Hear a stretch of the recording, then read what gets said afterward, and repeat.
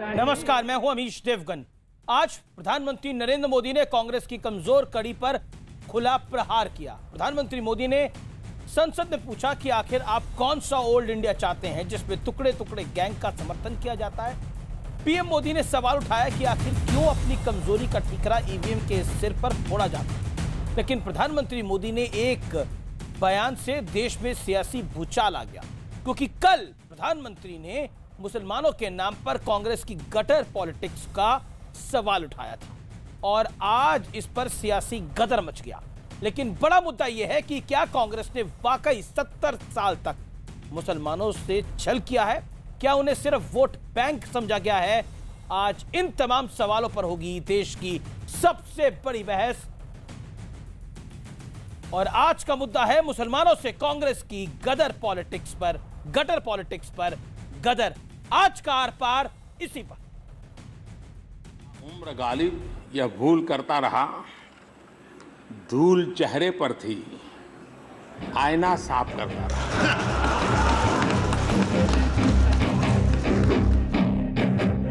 देश आगे बढ़ाने के लिए पीएम मोदी ने न्यू इंडिया का मंत्र दिया। सबका साथ, सबका विकास के साथ सबका विश्वास का भी आयाम जोड़ा। लेकिन कांग्रेस कह रही है कि हमें ओल्ड इंडिया लौटा दो। तो आज पीएम मोदी ने कांग्रेस की इस मांग पर सूद समेत जवाब दिया। अपनी गलतियों को स्वीकार करने की तैयारी नहीं है। वो फिर ईवीएम को ढूंढते हैं, ठिकरा ईवीएम पर फोड़ा जाए। हम अगर आधुनिक भारत बनाना चाहते हैं, नया इंडिया बनाना चाहते हैं, क्या हम टेक्नोलॉजी से कितना दूर भागेंगे? लेकिन हम चीजों से भागते रहेंगे। जीएसटी उसका विरोध, ईवीएम उसका विरोध, डिजिटल उसका विरोध, बी मैप उसका विरोध। मैं हैरान हूं, अब न्यू इंडिया का विरोध होने लग गया। क्या कारण है? हमें तो पुराने ओल्ड इंडिया चाहिए। क्यों भाई? हमें वो ओल्ड इंडिया चाहिए जो टुकड़े टुकड़े गैंग को समर्थन करने के लिए पहुंच जाए। ऐसे ओल्ड इंडिया की जरूरत है क्या? देश की जनता हिंदुस्तान को पुराने दौर में ले जाने के लिए कतई तैयार नहीं। देश की जनता अपने सपनों के अनुरूप नए भारत की प्रतीक्षा कर रहा है। कांग्रेस की ओल्ड इंडिया पॉलिटिक्स पर कल भी पीएम मोदी ने जोरदार प्रहार करते हुए उन्हें आईना दिखाया था। एक टीवी इंटरव्यू में जो बात कही है चौंकाने वाली है। तब कांग्रेस के किसी मंत्री ने कहा था, मुसलमानों के उत्थान की जिम्मेदारी कांग्रेस की नहीं है। If they want to lie in the gutter, let them be. इस पूरे मामले पर राजीव गांधी सरकार में मंत्री रहे आरिफ मोहम्मद खान सफाई पेश करने मैदान में उतरे और सारा ठीकरा पूर्व पीएम नरसिम्हा राव पर फोड़ने की कोशिश की। नरसिम्हा राव जी ने मुझसे कहा कि भाई तुम इतना जिद क्यों कर रहे हो? शाहबानों ने भी अपना स्टैंड बदल लिया, तो उसने भी अपना बयान बदल दिया, तुम्हें क्या परेशानी?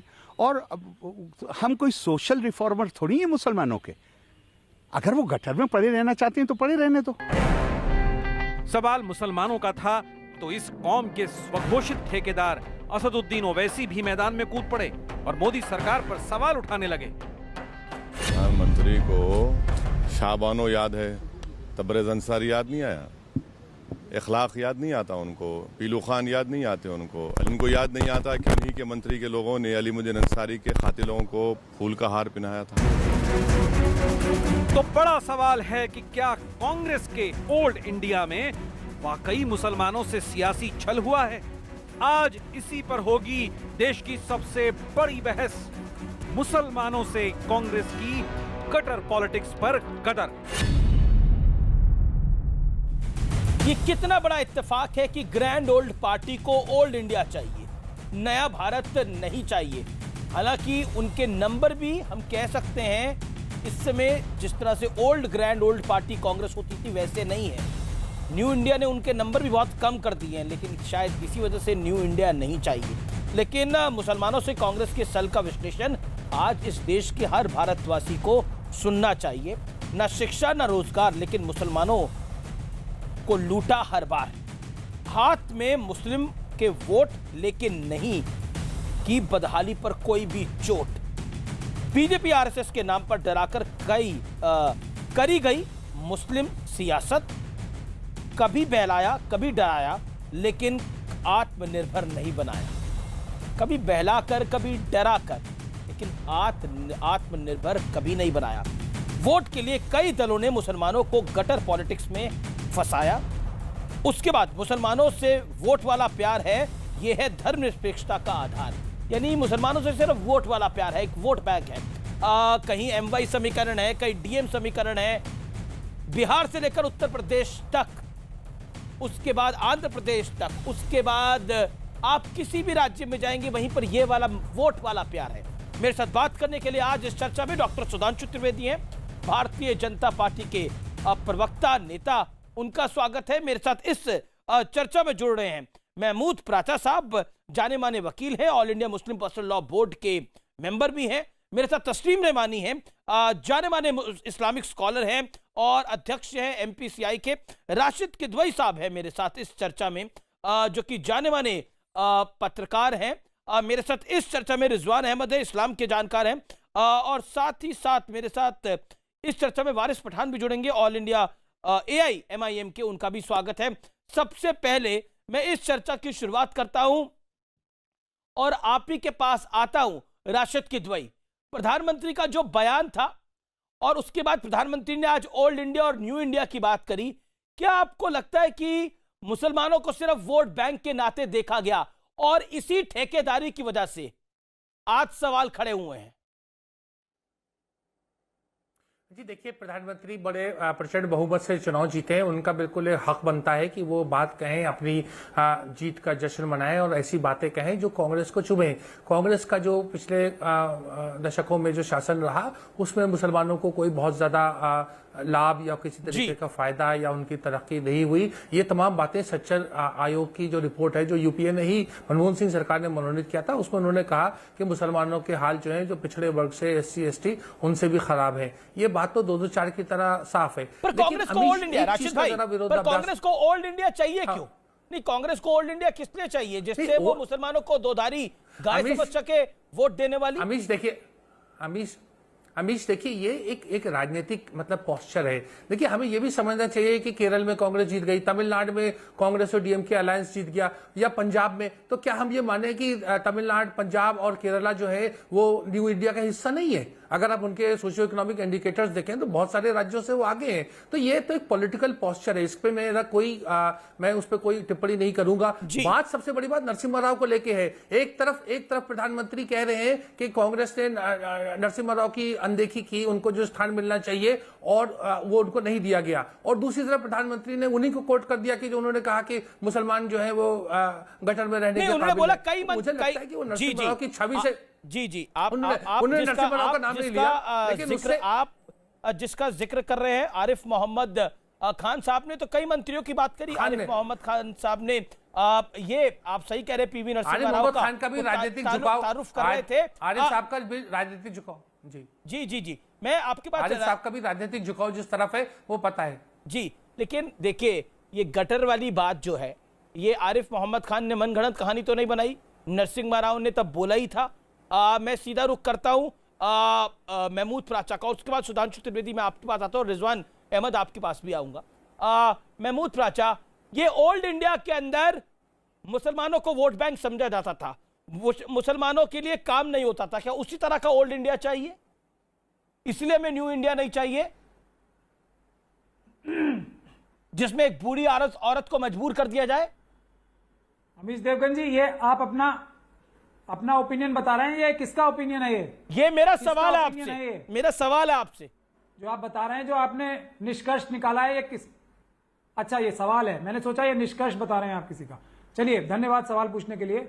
देखिए, जो भी ऑप्रेस्ड क्लासेस हैं, और बाबा भीमराव अंबेडकर ने एक बहुत ही महत्वपूर्ण बात कही थी इसके लिए, कि जो ये पॉलिटिकल पार्टी सिस्टम है और ये जो SC ST है उनके लिए कही थी कि ये लोग, सर मुसलमानों पे सवाल है, SC ST पे मत जाइए, सवाल मुसलमानों पर है, सवाल ओल्ड इंडिया पर है, सवाल का जवाब दीजिए। समझा रहा हूं ना, सवाल है क्या मुसलमानों को कांग्रेस ने 70 साल में वोट बैंक की तरह यूज करा? और जो बात आपको समझा रहा हूं बोली थी, जो बात आरिफ मोहम्मद खान ने बोली कि अगर मुसलमान गटर में पड़े रहना चाहते हैं तो पड़े रहें, क्या कांग्रेस की नीति नीयत यही थी जो अब 70 साल बाद सामने आ रही है, वोट बैंक की तरह यूज करा जाए?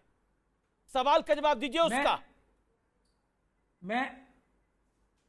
मैं उसका जवाब दे रहा हूं एग्जाम्पल की तरह। सभी ऑप्रेस्ड क्लासेस को वोट बैंक की तरह ही इस्तेमाल करती रही हैं सारी पॉलिटिकल पार्टीज। वही तो जवाब दे रहा हूं। बाबा भीमराव अंबेडकर की बात मुझसे ज्यादा बड़ी है, मुझसे ज्यादा सबसे ज्यादा समझदार भीमराव अंबेडकर साहब की आड़ में समझाना पड़ता है। सवालों को मत छुपाएं, जवाबों को मत बांटें। मेरा निवेदन है सवाल का डायरेक्ट जवाब दें। आप सीधे सवाल का जवाब नहीं देते, आप घबराते क्यों हैं? और हम सभी से ज्यादा घबराते क्यों हैं? डर की दुकान बाबा आपकी साहब चली रही डॉक्टर है। भीमराव अंबेडकर को समझता हूं, लोगों को मैं लगातार डरा रहे हैं आप लोगों को। अपना तथ्य रखना चाहता हूं, अपना तर्क रखना चाहता हूं। नहीं, आपकी डर की दुकान तो चल रही है। बाबा तो ये साहब डर की दुकान को चलाते चलाते सवाल का भी स्पष्ट जवाब दीजिए। आप मुझे बताइए, कांग्रेस ने मुसलमानों को डराने की दुकान को चलाया, लेकिन मुसलमानों को पढ़ाया नहीं, मुसलमानों को लिखाया नहीं, और उल्टा ये कहते थे अगर ये गटर में पड़े रहना चाहते हैं तो गटर में पड़े रहे। ये कैसी सियासत है बताइए ना आप मुझे। और फिर कहते हैं राज्यसभा के अंदर में ओल्ड इंडिया चाहिए। ओल्ड इंडिया का मतलब क्या है? डॉक्टर बाबा भीमराव अंबेडकर साहब के एग्जाम्पल से, उनके तर्क से समझाने की चेष्टा कर रहा हूं कि मुसलमानों का और दूसरी ऑप्रेस्ड क्लासेस का, पिछड़े वर्गों का क्या हाल रहा है। यदि उनके लिए रिजर्वेशन भी पार्लियामेंट में और असेंबलीज में कर दी गई, तब भी वो लोग उन पार्टियों के गुलाम होंगे, अपने कम्युनिटी को रिप्रेजेंट नहीं करेंगे। ये बाबा साहब ने कहा है। वही इस हमारी डेमोक्रेसी की सच्चाई है। बाबा साहब जो भी लीडर बाबा साहब की बात कहकर मुझे समझ नहीं आता। आप या तो सवाल को समझते नहीं है, ये समझने की कोशिश करते हैं। मैं आपको आपके हाल पे छोड़ता हूं, मैं आपको आपके हाल पे छोड़ता हूं। सुधांशु त्रिवेदी का रुख करता हूं। देखिए, आप समय ज्यादा लेते हैं, आप पॉइंट की बात कम करते हैं। मेरी तकलीफ आपके साथ ही है, मेरी परेशानी आपके साथ ही है। देखिए, व्यूअर्स का टाइम बड़ा प्रेशियस होता है, बड़ा कीमती होता है, उस कीमती टाइम को जाया ना करें। मैं सुधांशु त्रिवेदी का रुख करता हूं। सुधांशु जी, मैं आपका रुख करता हूं। देखिए, काफी सारे मेहमान इंतजार कर रहे हैं अपनी टर्न का। सुधांशु त्रिवेदी भी इंतजार कर रहे हैं। महमूद राचा, आपसे मैंने पूछा, आप 2.5-3 मिनट। देखिए, मैं एक बात कहना चाहता हूं। सुधांशु त्रिवेदी, ये गटर पॉलिटिक्स लाने की जरूरत क्यों पड़ी देश के प्रधानमंत्री को? ये गटर पॉलिटिक्स लाने की, एक second Sudhanshu, here my question. ये गटर पॉलिटिक्स लाने की इस देश के प्रधानमंत्री को आवश्यकता क्यों पड़ी? और ओल्ड इंडिया बनाम न्यू इंडिया क्यों हो रहा है? ओल्ड इंडिया की भी जरूरत है, लेकिन हाँ, नए भारत की भी आवश्यकता है। मैं दोनों का जवाब देता हूं, और पहले मैं पराचा साहब से कहता हूं, मैं चुनौती देता हूं पराचा साहब, आप डॉक्टर अंबेडकर के किसी वक्तव्य में दिखा दीजिए कि उन्होंने मुसलमानों को ऑप्रेस्ड क्लास लिखा हो। 1942 से लेकर 48 तक उनके तमाम विचार प्रकाशित हैं, Muslim politics and the partition of India. उसमें क्या क्या लिखा वो मैं बोलना नहीं चाहता, पर मैं चुनौती देता हूं कहीं मुसलमानों को ऑप्रेस्ड क्लास लिखा हो। अरे बताइए, क्या बात कर रहे हैं? आजादी के समय ऑप्रेस्ड क्लास थे। हैदराबाद के निजाम, जूनागढ़ के नवाब, भोपाल के नवाब, रामपुर के नवाब, पटौदी के नवाब, लखनऊ के नवाब ऑप्रेस्ड क्लास हो गए। इसलिए ये एकदम फॉल्स नैरेटिव देने का प्रयास नहीं करना चाहिए। अब मैं आता हूं, वो कैसे पीछे रह गए, वो कैसे ऑप्रेस्ड हो गए, वो मैं उदाहरण देता हूं। 1931 का सेंसस जाति के आधार पर हुआ था अंग्रेजों के जमाने में। उस समय देश की साक्षरता दर 8% थी। चूंकि जाति के आधार पर हुआ था, तो हिंदू समाज में जो सबसे पढ़ी लिखी जातियां मानी जाती थी, ब्राह्मणों का 15%, राजपूतों का 13% था रेट ऑफ लिटरेसी। और आपको पता है, उत्तर प्रदेश में मुसलमानों का साक्षरता दर 1931 सेंसस में 24% था, राष्ट्रीय दर से 3 गुना ज्यादा। हिंदू समाज में सबसे पढ़ी लिखी कम्युनिटी से 2.5 गुना ज्यादा। मगर 1987 में हाशिमपुरा मलियाना कांड हुआ, जिस दौर के शाहबानो कांड की ये चर्चा हो रही है, तब ये बात आई यूपी पीएससी में मुसलमान कम हैं, तो बात आई 12वीं पास कितने हैं, तो 87 का डाटा है कि 2 से 3% मुस्लिम युवक 12वीं पास थे 87 में। अब बताइए 1931 में 24% और 87 में 3%, कहां से कहां पहुंच गए और क्यों पहुंच गए वो भी बताता हूं। आजादी हुई, मुसलमानों में कोई का भी बता दीजिए कि हम अलग हैं। 47-48 में क्या हुआ था ये भी बता दीजिए। मैं बता रहा हूं। अरे 47-48 और जिन्ना ने मिलकर कैसे देश का विभाजन कराया, 2% रह गए आज, वो भी बता दीजिए। उसके बाद क्या हुआ वो बताइए ना। किसने कराया देश का विभाजन? जिन्ना ने कराया और आरएसएस ने मिलकर। 101% जिन्ना ने आरएसएस कराया। और जिन्ना ने और मिलकर दुख की कराया। बात यह है इसके बाद कि- मुसलमान जो हैं ऑपरेशन अरे भैया आप कहां से आप आ रहे हैं? भारत में- आरएसएस तो जिन्ना ने क्यों कराया? अगर जो कुछ हो रहा है विभाजन कश्मीर जिन्ना ने में और तो वो भी आरएसएस ने विभाजन कराया। आरएसएस करवा रहा है। और जो बर्मा में लड़ाई हो रही है वो आरएसएस माइनॉरिटी करवा का रहा है। शब्द- जो चाइना के सिचान प्रोविंस में माइनॉरिटी लड़ाई का हो रही शब्द है वो आरएसएस बाबा करवा रहा है। साहब करके जो रशिया आप के अपने चेचनिया में लड़ाई हो रही है वो आरएसएस करवा रहा देखिए, यदि है। आप सोमालिया और झूठ इथोपिया में बोलेंगे- लड़ाई हो रही है वो आरएसएस करवा रहा है। आप बोस्निया कॉन्स्टिट्यूशन हर्जेगोविना में पढ़ते हैं। आरएसएस करवा रहा है। लेबनान में आरएसएस 25 करवा रहा है। और- गाजा में आरएसएस करवा रहा है।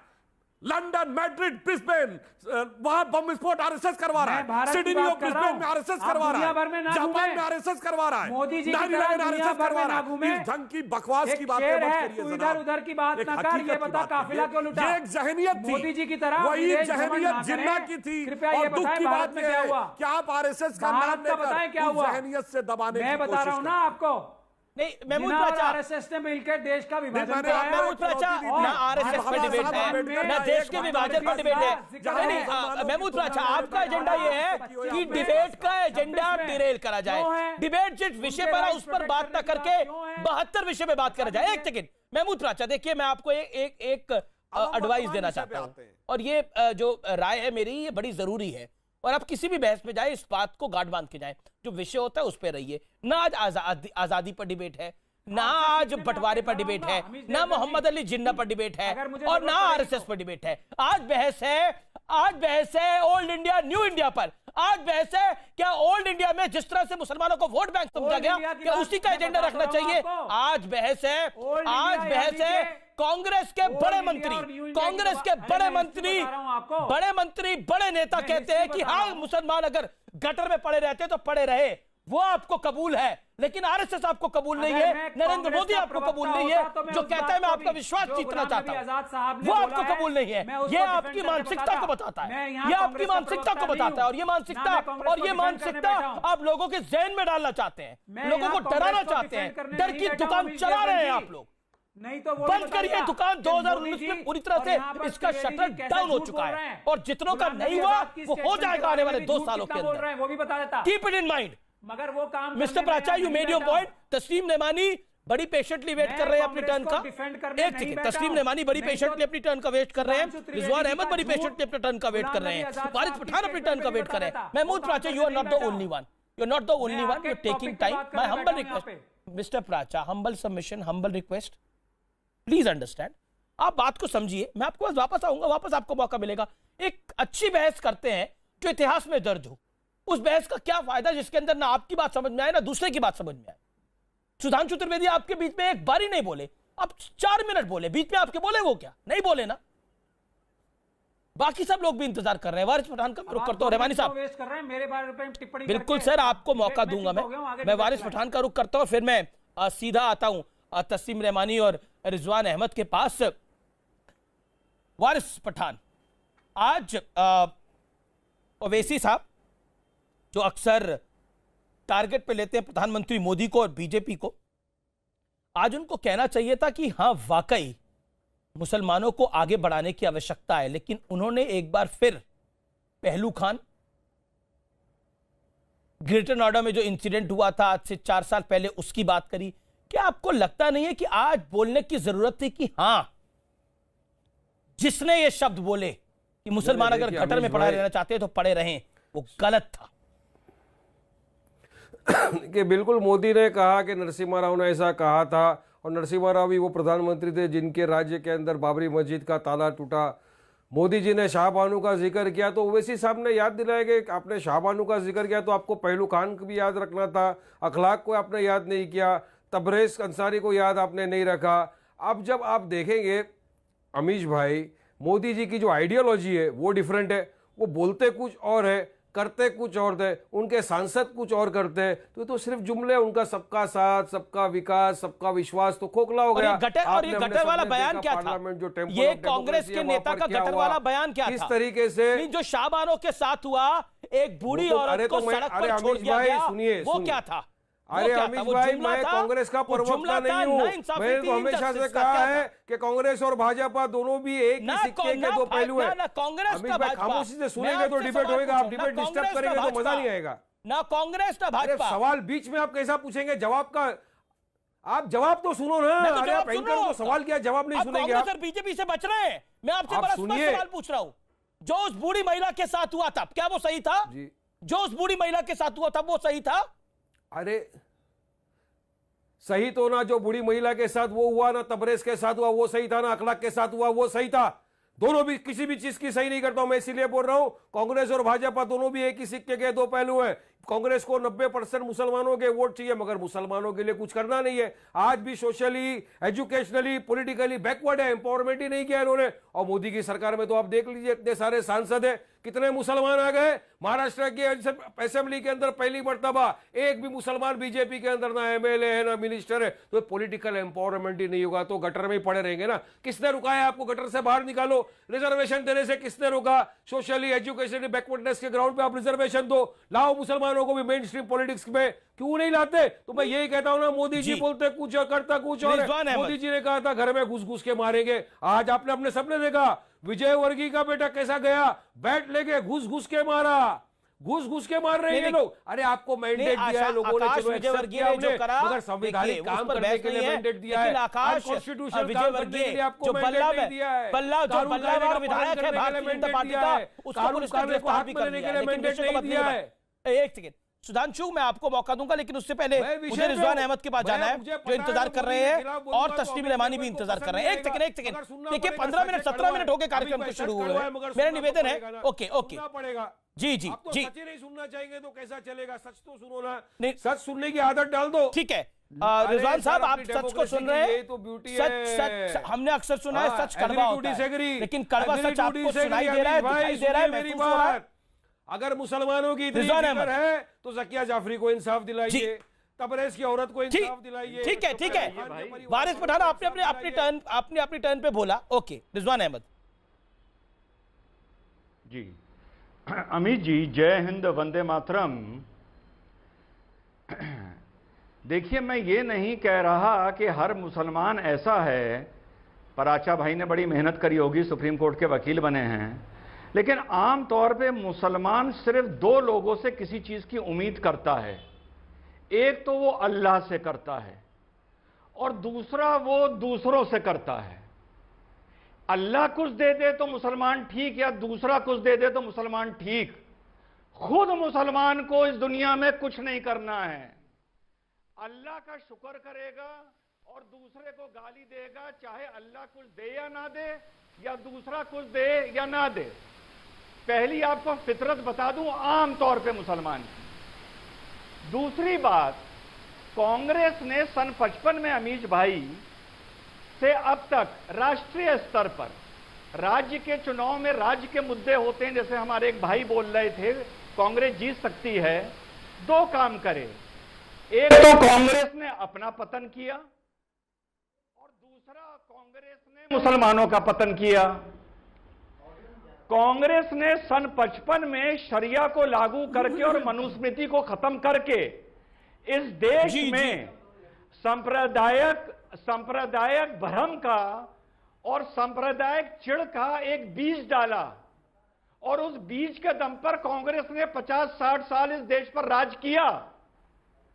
जब राइट विंग को, जनसंघ की आइडियोलॉजी को यह लगा कि इस देश पे सांप्रदायिक चिढ़ के साथ ही राज हो सकता है, तो सिद्धांशु भाई बुरा न माने इस बात का, तो राइट विंग ने और जनसंघ ने भी ये कहा चलो इस चिढ़ के पेड़ में हम भी थोड़ी सी खाद और पानी डाल देते हैं। आखिर में मुसलमान हर तरफ से मारा गया। देश में मुसलमान की बर्बादी के लिए अमीज भाई 3 लोग जिम्मेदार हैं। पहला कांग्रेस, दूसरा खुद मुसलमान, और तीसरा वैसे उन लोगों ने राज तो नहीं किया, थोड़ी बहुत जनसंघ की आइडियोलॉजी। आम हिंदू ने देश में मुसलमान का कभी भी ना नुकसान किया ना करेगा। सारी जिम्मेदारी मुसलमान की और कांग्रेस की, और किसी की नहीं है। जी मैं तस्लीम रहमानी का रुख करता हूं। तस्लीम रहमानी, ओल्ड इंडिया की एक तरफ बात होती है, एक तरफ नए भारत की बात होती है, और उसी ओल्ड इंडिया के अंदर शाबानो जैसा हादसा भी घटता है इस देश के अंदर, जब तमाम तथाकथित जो आज बहुत बोलते हैं वो अपने मुंह पर ताला लगा लेते हैं। क्या आपको लगता नहीं है इंसाफ की आज जब बात होगी, जब जस्टिस की बात होगी, तो ये दूर तलक जाएगी, और जिन्होंने गटर जैसे शब्दों का इस्तेमाल किया है, जिन्होंने वाकई एक कौम को नुकसान पहुंचाया है, उन पर भी सवाल पूछे जाएंगे और पूछे जाने चाहिए।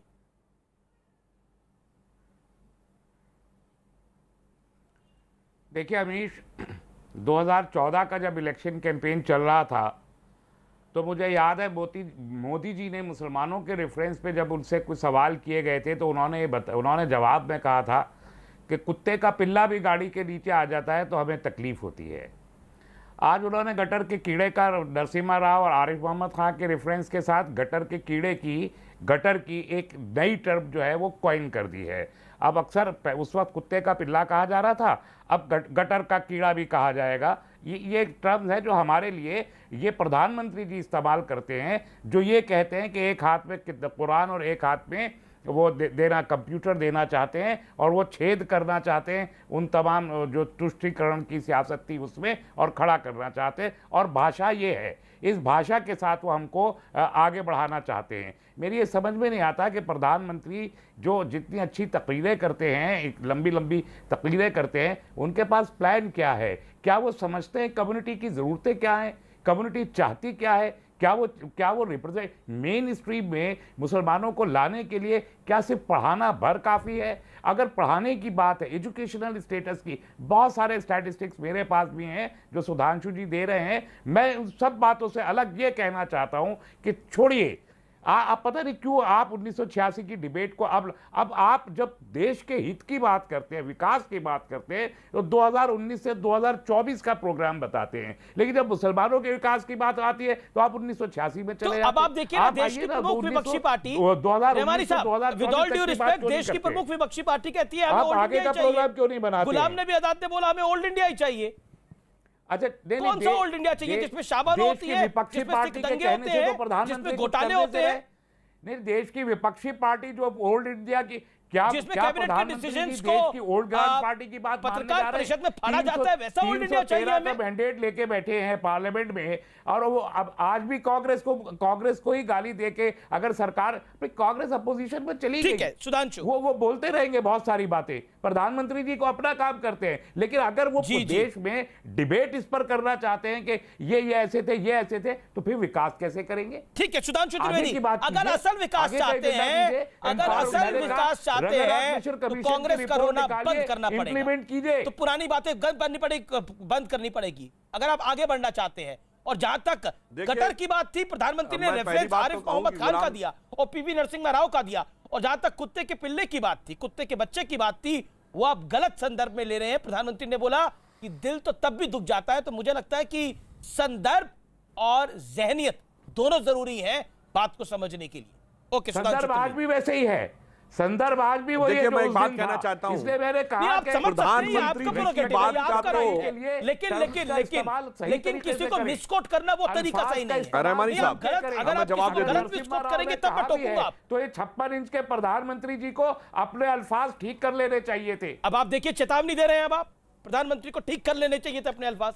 देखिए, आप प्रधानमंत्री जी की तो हर बात को आउट ऑफ कॉन्टेक्स्ट कोट कर रहे हैं, मशवरा है। और जिन गुलाम नबी आजाद साहब की बात कर रहे हैं रहमानी साहब, गुलाम नबी आजाद साहब तो वही गुलाम नबी आजाद है ना जिनका बाकायदा टीवी पे वक्तव्य हम सब ने देखा था कि मेरी पार्टी के लोग मुझे नहीं बुला रहे हैं चुनाव प्रचार में, जिनको टिकट दिया है मुसलमानों को वो मुझे नहीं बुला रहे हैं डर के मारे कि वोट ना कम हो जाएं। अरे भाई, भाजपा तोहमत लगाते हो, तुमने ये नहीं किया, वो नहीं किया। अरे तुमने टिकट दिया, तुम अपने यहां लोग तुमको नहीं बुला रहे हैं, पहले उस जहनियत को सुधारिए और उसके बाद हमको ज्ञान बांटने का काम करिए। पहला तो मैं गुलाम नबी आजाद साहब के लिए बोलना चाहता हूं। गुलाम नबी आजाद का दूसरी बात मेरा ये कहना है कि ये जो हालात यहां तक पहुंचे, इसके लिए मैं सिर्फ एक बात कहना चाहता हूं। आज अगर मैं आपसे पूछूं कि भारत की सबसे शिक्षित कम्युनिटी कौन है, तो वो मेजॉरिटी कम्युनिटी नहीं है, वो अपर कास्ट हिंदू नहीं है, वो एक माइनॉरिटी कम्युनिटी है, जैन, जो 1% की माइनॉरिटी है। दूसरे नंबर पर सबसे शिक्षित कम्युनिटी है पारसी, जो 4% की माइनॉरिटी नहीं, 0.1% की माइनॉरिटी है। सबसे अधिक अगर प्रॉस्परस है तो जैन, दूसरे नंबर पे सिख, ये 1% और 1.5% की माइनॉरिटी है। क्रिश्चियंस में कहीं हिंदुओं से ज्यादा बेहतर एजुकेशन का स्तर है। फिर ये बताइए, अगर 1-1, 1.5% 0.5% और 0.1% की माइनॉरिटी इकोनॉमिकली भी आगे है, प्रॉस्पेरस भी है। तो सबसे बड़ी मेजॉरिटी जो इस देश के एक बड़े हिस्से पर रूल भी करते थे एक दौर में और अभी 70 साल पहले तक, वो इस हालात में क्यों पहुंचे? अच्छा, रिजवान साहब ने भी एक बात कही, मैं उसमें एक बात ऐड करना चाहता हूं। उन्होंने कहा कि जब ये लगा कि चिढ़ाकर राजनीति बताना चाह, उसका जवाब मैं विनम्रता से कहना चाहूंगा। हाँ, मैं रहमानी साहब अपनी बात पूरी कर लूं फिर जवाब दीजिएगा। देखिए, चिढ़ाना कहां से शुरू हुआ? चिढ़ाना ऐसे नहीं शुरू हुआ। चिढ़ाना वहां से शुरू हुआ कि जब आपने कहा कि 50 के दशक में हिंदू टेंपल इंडाउमेंट एक्ट आके सरकार नियंत्रण कर लेगी और मुस्लिमों के लिए वक्फ बोर्ड आएगा। गो हत्या के लिए रोके संतों पर गोलियां चलेंगी। 1966 में 1000 लोग मारे जाएंगे। उसके बाद 1970 में मुस्लिम पर्सनल लॉ बोर्ड आएगा। फिर 1985 में, देखिए दशक दर दशक क्या हो रहा है। उसके बाद शाबानो केस में कहेंगे रत्ती भर नहीं धार्मिक मामले में कोर्ट का हस्तक्षेप होने देंगे, चाहे 100 रुपया मुआवजा क्यों ना देना हो। और 86 में कहेंगे भगवान राम कहां पैदा हुए, ये सिद्ध करो, कोर्ट में प्रूव करो कि यहीं पैदा हुए थे, तब तुम्हारी बात मानेंगे। और इसके बाद आंदोलन चलना शुरू होगा तो वीर बहादुर सिंह रथ उठा के दिल्ली पहुंचा देंगे, तो लालू यादव रथ यात्रा रोक देंगे, तो मुलायम सिंह गोली चलवा देंगे। और इतना ही नहीं, आगे बढ़ के ये कहा जाएगा, हलफनामा देके सरकार कहेगी भगवान राम तो हुए ही नहीं थे, ये तो काल्पनिक थे। और 2010 के दशक में कहेगी हिंदू आतंकवाद था। अरे तो किस किस सीमा तक, कहां कहां तक जाकर किसको चिढ़ाया गया? मैं मानता हूं चिढ़ाने की प्रतिक्रिया होती है, पर चिढ़ाने की इंतहा कर दी गई। और दुख की बात ये थी, ये भी कांग्रेस ने किया। और इसी समय में मुस्लिम आइडेंटिटी के नाम पे जो कुछ किया, मुस्लिम बैकवर्ड होता चला गया। सच्चर कमेटी, रंगनाथ मिश्रा कमेटी की रिपोर्ट भी उसी समय के आसपास की है। तो आप देखिए कि आपकी आइडेंटिटी के नाम पे जो कुछ किया गया, उससे आपको फायदा हुआ है, नुकसान है, खुद तौल लीजिए। जी तस्लीम नवानी, आपके 50 सेकेंड, आप अपना जवाब दीजिएगा, फिर वारिस पठान और महमूद प्राचा और राशिद किदवई।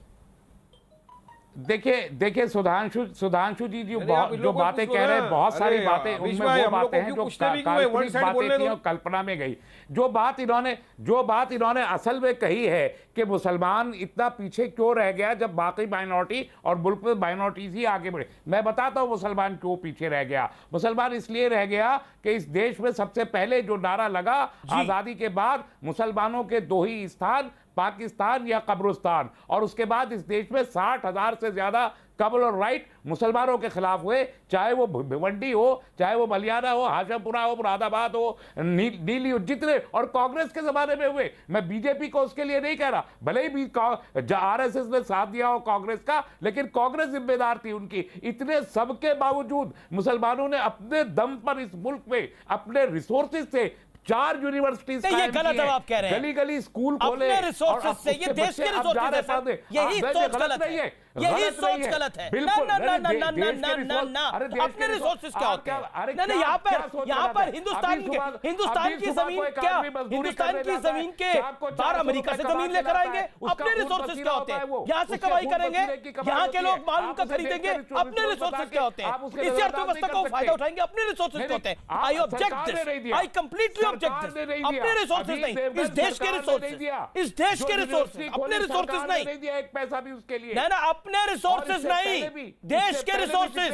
या तो बताइए आता था पैसा बाहर से? इंटर कॉलेज हर जिले में खोला गया। एक सेकंड इस पर प्रतिक्रिया लूंगा मैं, एक सेकंड इस पर मैं सुधांशु की और रिजवान की प्रतिक्रिया लूंगा। वारिस पठान भी इंतजार कर रहे हैं, एक सेकंड। आप मुझे बताइए कि जी राशिद किदवई भी कुछ कह रहा था, राशिद साहब भी कुछ कह रहे थे। सुधांशु 20 सेकंड है, सुधांशु 20 सेकंड, क्विकली 20 सेकंड में इसका पॉइंट, इस पर अपना पॉइंट। अमीश देखिए, कोई भी आपत्तिजनक बात मैं एजुकेशन पे कहना चाहता हूं, बात नहीं हो। जो एपीजे अब्दुल कलाम जो देश के राष्ट्रपति बने, जो मिसाइल मैन कहलाते हैं, वो सब पूरे सिस्टम की जो भारतीय व्यवस्था है उसके क्रिएशन है। मैं नाम भी नहीं लेना चाहता, बॉलीवुड के जाने माने एक्टर आमिर खान, सलमान खान, शाहरुख खान, नवाजुद्दीन सिद्दीकी, इरफान खान, ये लोग बिल्कुल। अमीश, एक मुस्लिम कम्युनिटी एक ऐसी मरूम एक्टर मर गए, 70,000 सेंट्रल सर्विसेज में प्लीज मेरी बात सुनिए। नहीं रहमानी साहब, आपने गलत बोला। अपने रिसोर्सेज क्या दिलीप कुमार अपने रिसोर्सेज से इतने बड़े एक्टर बने? क्या शाहरुख खान अपने रिसोर्सेज से इतने बड़े एक्टर बने? क्या सलमान खान अपने रिसोर्सेज से इतने बड़े एक्टर बने? इस देश की पब्लिक ने बनाया, हमने बनाया, इस देश ने बनाया, हिंदू मुसलमान सिख ईसाई सबने बनाया, सबने उनको शाहरुख खान को शाहरुख खान बनाया, सलमान खान को सलमान खान बनाया। आप कह रहे अपने रिसोर्सेज से? आप कह रहे अपने रिसोर्सेज से, अपने रिसोर्सेज नहीं, इस देश के रिसोर्सेज, चिल्लाने से क्या इस होता है? देश ने, आप ये सीडो नेशनलिज्म का मैं सूडो नेशनलिज्म की बात नहीं कर रहा।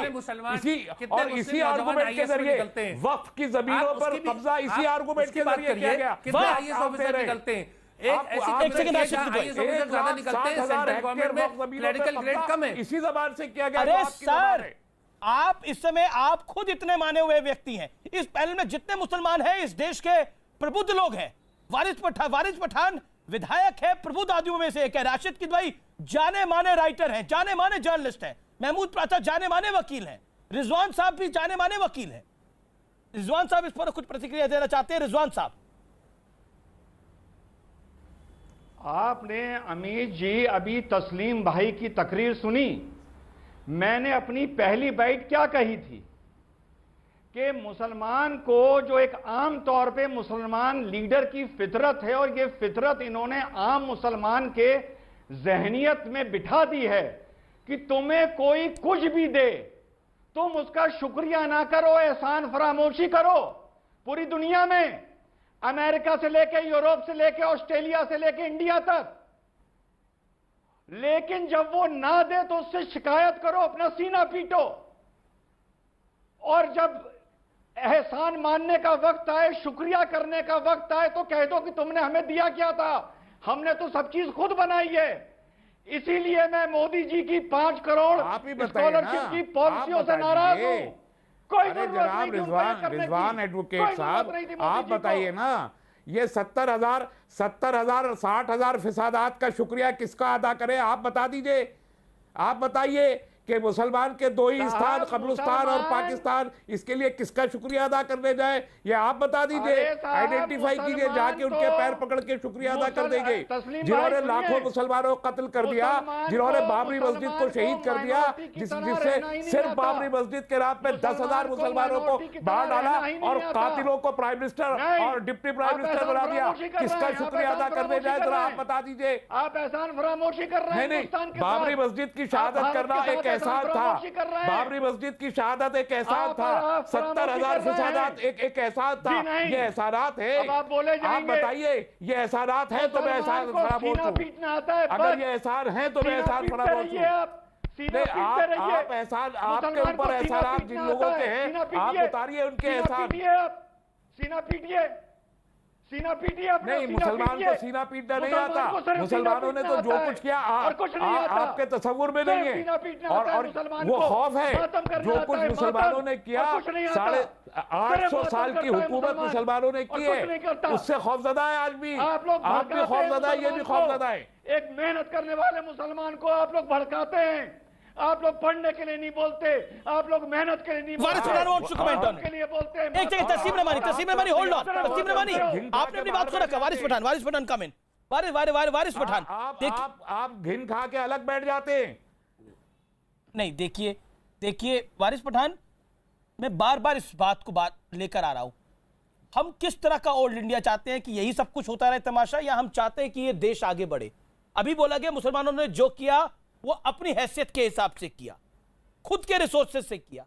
देखिए, देश के रिसोर्सेज के हिसाब से किया, देश की वजह से किया। इंपॉर्टेंट वो है। मोहम्मद अजहरुद्दीन नहीं बन पाते अगर भारत नहीं होता तो। ये बात सत्य है। अमीश भाई, जय हिंद, हिंदुस्तान जिंदाबाद, सारे जहां से अच्छा हिंदुस्तान हमारा। अब जब मैं बात कर रहा हूं मोदी जी के न्यू इंडिया की, तो आप सुन लिए मोदी जी के न्यू इंडिया का एग्जाम्पल हमने सबने देखा। 2 दिन पहले आदिलाबाद के विधायक बाबू राव ने कहा कि मुसलमानों के गले काट देने चाहिए, एक एग्जाम्पल। दूसरा एग्जाम्पल, मोदी जी के एमएलए विजय वर्गीय के बेटे ने आज बैट लेके बराबर से मोदी जी ने जो कहा था कि हम घर में घुस घुस के मारेंगे, उसका उदाहरण दिया, घर में घुस घुस के मारा। और मोदी जी ने हमको तो बता दिया, गटर के साथ ही हमको ज्वाइन कर दिया। अब हमको ऊपर निकालो। मैं मोदी जी से रिक्वेस्ट करता हूं, मोदी जी वाकई में देश का मुसलमान अपने आप को बहुत नीचा समझ रहा है, आपसे बड़ी उम्मीद रखता है, हमको निकालो बाहर, किस तरह निकालेंगे मोदी जी आप हमको? आपकी सरकार के पास जब कमेटियों के रिपोर्ट आते हैं, सुधांशु जी ने अभी कमेटियों का जिक्र किया, Sachar committee, Mahmood Rahman committee, Ranganath Mishra committee, सारी कमेटियों ने कहा कि महाराष्ट्र की बात कर रहा हूं, काश मुसलमान पिछड़ा हुआ वर्ग है, सोशली एजुकेशनली बैकवर्ड है, आप उसको रिजर्वेशन क्यों नहीं दे रहे? आप मराठाओं को रिजर्वेशन देते हो, दो, हमको कोई आपत्ति नहीं है, मगर आप जब बोलते हो ना सबका साथ सबका विकास, तो वो हमको लगता है जुमला, क्योंकि आप झूठ बोलते हो, आपकी नीयत नहीं है, आपकी आइडियोलॉजी नहीं है कि मुसलमान देश का आगे बढ़े। आप चाहते हो कि वो वही पड़ा रहे, आप सिर्फ लिप सर्विस करने में मानते हो। आपने कहा था एक हाथ में कुरान दे देंगे, एक हाथ में लैपटॉप दे देंगे, 5 साल में कितनों के हाथ में दे दिया? अमित जी, मैं पूछना चाहता हूं, हमने मांगा था हमारी वुमेन्स के लिए डिमांड ड्रिवन स्कॉलरशिप दीजिए, कितनों को स्कॉलरशिप आपने दे दीजिए? बताइए मुझे। हम चाहते हैं कि जो मॉब लिंचिंग हो रही है वो बंद हो। कितनी बंद हुई? अरे सब मोदी के शय में हो रही है अमित देवगन, ये मॉब लिंचिंग हमेशा के लिए 40 सेकंड में जवाब, 1.5 मिनट हो गया। सीरियस नहीं है। देखिए मैं आपको मोदी जी को फिक्र है, मगर हमारे हिंदू केरला की बहनों की फिक्र नहीं है। तो उसको एक जगह तो सुप्रीम कोर्ट का जजमेंट हम मान लेते, मगर मोदी जी नहीं मानते साबरीमाला के अंदर सुप्रीम कोर्ट के जजमेंट शुरू की, और अमित देवगन बैठ के यहाँ पर बुरा मान जाते हैं। अगर मोदी जी के खिलाफ बोला तो अमित देवगन बुरा मान जाता है। तो क्या न्यू इंडिया का एग्जाम्पल बता रहा हूं मैं आपको। न्यू इंडिया में सबको फंडामेंटल राइट है अपनी बात रखने का। अमित देवगन आपको भी सुनना पड़ेगा, बुरा मानना, लेकिन आपको सुनना पड़ेगा, सुनने के बाद आप बुरा लगाइए। पिछले न्यू इंडिया कहां जाने वाला है? पिछले 2 से 2.5 मिनट से आप बोल रहे हैं और आप कह रहे हैं सुनना पड़ेगा। सुन तो रहे हैं, सबको सुन रहे हैं, मैं तो सुधांशु को भी सुन रहा हूं और आप चारों को भी सुन रहा हूं। एक सेकंड, अब सुधांशु को भी, अब सुधांशु त्रिवेदी को आप भी सुन लें, अब सुधांशु त्रिवेदी को आप भी सुन लें। सुधांशु को ही तो बोलने दे रहे हो, हमारे मैं जवाब दिया जाता है। सच निकलता है सर, 4 वर्सेस 1 है। आप भी बोल रहे थे, 4 एक तरफ है, एक तरफ है। इंसाफ रखिए, इंसाफ रखिए, बोलने में भी और सुनने में। बोलने दो। देखिए सुधांशु त्रिवेदी ने कहा, कांग्रेस ने बोला नहीं, इंसाफ रखिए सर, इंसाफ रखिए। 4 एक तरफ है, एक तरफ है। मुझे बोलने दो, मुझे ठीक है। सुधांशु त्रिवेदी दो, मुझे गटर के बाहर लाओ, मुझे गटर के बाहर आना है। ठीक है, आपने सुधांशु में अब ब्रेक के बाद ही आपको मौका दे पाऊंगा, क्योंकि समय हो गया 2.5 से 3 मिनट लेनी है। मैं ब्रेक के बाद आपके पास आऊंगा, लेकिन बात करेंगे आज ओल्ड इंडिया की और बात करेंगे आज न्यू इंडिया की भी। क्या ईवीएम का रोना रोने से कांग्रेस की तकदीर बदल जाएगी? क्या ये कहने से कि हाँ हमने मुसलमानों के लिए बहुत कुछ करने का प्रयास किया, लेकिन असल में गटर की बात बोली, उससे सब कुछ बदल जाएगा? कि बड़ी बात है। मुसलमानों से कांग्रेस की गटर पॉलिटिक्स पर गदर, old India versus new India. प्रधानमंत्री मोदी कहते हैं कि आखिरकार ओल्ड इंडिया क्यों चाहिए? ओल्ड इंडिया में वॉरशिप पर छुट्टियां मनाई जाती थी, यह भी कहा प्रधानमंत्री ने। महमूद प्राचार, मैं आपका रुख करूंगा, लेकिन मुझे उम्मीद है कि आप समय का सदुपयोग करेंगे। 40 से 50 सेकंड में अपनी बात को कंप्लीट कर लेंगे, लंबा लंबा नहीं बोलेंगे और बात को डिरेल नहीं करेंगे। मैं आपसे ये समझने की कोशिश कर रहा हूं कि हर चीज का ठीकरा आप नरेंद्र मोदी पर फोड़ने की कोशिश करते हैं, करिए, कोई दिक्कत नहीं है, लेकिन क्या आपको लगता नहीं है कि कुछ बातें जो वो सही कहते हैं उनको सही मानने में भी सही मानने से इंकार करने से भी अपना ही नुकसान होता है? अब बोलते हैं ओल्ड इंडिया चाहिए। ये सारी कंडीशन ये जो सारी कंडीशंस लगाई हैं उसको मानते हुए अमित देवगन जी, आपने मेरे ऊपर, मैं ये कहना चाहता हूं कि कांग्रेस से तो आप पूछ ना पा रहे हैं, जिसकी वजह आपको सोचनी चाहिए, मगर मुझे ओल्ड इंडिया क्यों पसंद है उसकी वजह बता देता हूं एक आम नागरिक की हैसियत से। जी जी, मुझे ओल्ड इंडिया इसलिए पसंद है कि इस ओल्ड इंडिया में भगवान गौतम बुद्ध थे, जिन्होंने वर्ण व्यवस्था पे कुठाराघात किया, उसको समाप्त करने के लिए एक नया धर्म लाया। मुझे ओल्ड इंडिया इसलिए पसंद है कि अशोक सम्राट यहां पर थे, जिन्होंने भारत को अफगानिस्तान से लेकर श्रीलंका तक भारत को बड़ा बनाया। मुझे ओल्ड इंडिया इसलिए पसंद है कि भारत सोने की चिड़िया था, देश दुनिया का सबसे ताकतवर मुल्क था जब तक मुगलों का शासन था।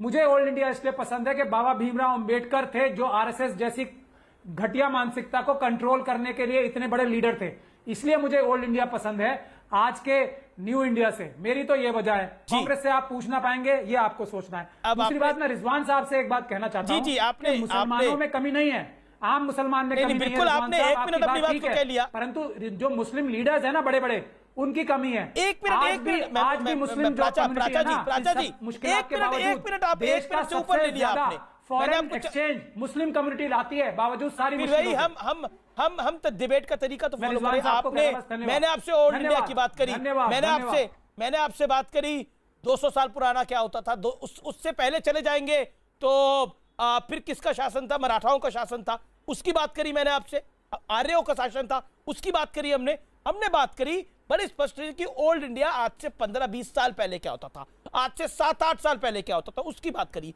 चलिए आपने आप मुझे जबरदस्ती करके पूछना चाहते हैं, मौका दीजिए ना, अब मौका दीजिए, अब काउंटर पॉइंट करने का, अब काउंटर जवाब देने का मौका दीजिए ना रिजवान को और सुधांशु त्रिवेदी को। ठीक है, आपने बड़ी बातें बोली, आपने बोला मुगलों का भारत जो था वो सोने की चिड़िया वाला भारत था। ओके अमीर जी बोलिए। अभी मेरे पराचा भाई ने बोला कि एक आम नागरिक, ओहो इनको चुप कराइए भाई, पराचा भाई प्लीज। अमीर जी अभी पराचा भाई ने बोला कि एक आम नागरिक की हैसियत से मैं ओल्ड इंडिया चाहता हूं, तो मैं पराचा भाई से पूछता हूं कि 23 मई को जिन लोगों ने मोदी और मोदी की टीम को 350 सीटें जीता के दी हैं, वो क्या लोग चंद्रमा से उतर के आए थे क्या वो आम नागरिक नहीं थे जो भारत का नया विकास चाहते हैं?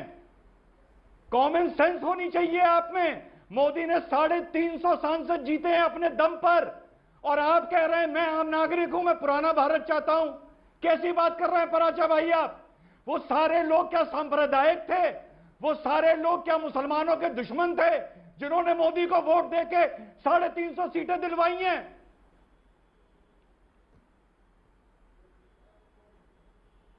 जी प्राचा जी, आपको 30 सेकंड दिया मैंने, 30 सेकंड दिए प्राचा जी। 30 सेकंड का मतलब गिन के 30 इतने गुणगान मोदी जी के मैं ना कर पाऊंगा, क्योंकि मोदी जी ने हमारे देश का बेड़ा गर्क कर दिया।